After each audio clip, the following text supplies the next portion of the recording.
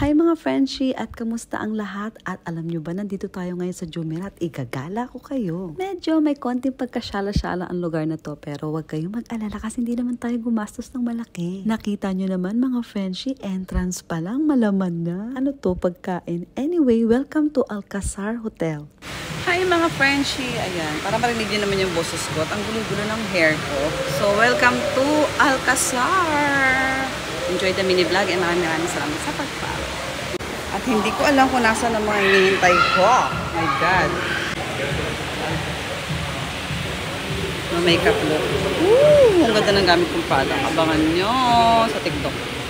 Nandito lang ako sa lobby, hinihintay ko yung mga kasama ko na nagsuot pa yata ng trahe de boda. And finally, nandito na din tayo sa room at hindi na ako makakapag-room tour na maayos kasi ang kalat na. Well, isang room lang naman to na may balcony at 3 tao ang pwede magstay. Pero 2 lang ang free na mag-breakfast. If I'm not mistaken, parang 150 dirhams per head ang breakfast. At grabe naman talaga ang view, ang ganda. At eto na nga, palabas na ang mga titas of Dubai. Explore natin ang buong hotel. At paglabas nga namin, niyakap agad kami ng init. Ba naman, 44 degrees Celsius lang naman. At magbo-boating pala kami, hindi ako na-aware. Ito nga palang ride na to, free to pagka naka-check-in ka sa hotel. Pero pagka hindi ka naka-check-in, magbabayad ka. Pero hindi ko alam kung magkano yung price. Medyo ramdam na nga namin yung init dito, pero syempre, laban lang, diba? Syempre, for the gram, for the vlog, at lahat na. Aminin mo, Frenchie, magandang mag-reels dito. And of course, hindi natin papalagpasin yan, kaya ayan na, diba? Aura pa more. In fairness naman, kahit medyo mahal, basta naka-check-in ka, ma-access mo lahat ng to. Isa na nga dyan yung makita mo at makapagka-picture ka ng malapitan kay Haring Burj Al Arab. At syempre, free beach access at unlimited water dahil sobrang init. And of course, idagdag mo pa dyan ang free na pa-tour na gamit ang golf car. Sobrang ganda dito guys, kaya kung gusto nyo pumunta dito, itry nyo na mag-book dito ng mga month of September. At oh my God, nagulat ako, ang lakas ng alon. At ayun na nga mga Frenchie, sana nag-enjoy kayo sa paggala ko ngayon. At kung bago ka naman na napadaan dito, sana maka-follow ka. Kita kids, I'll see you on my next one. Bye!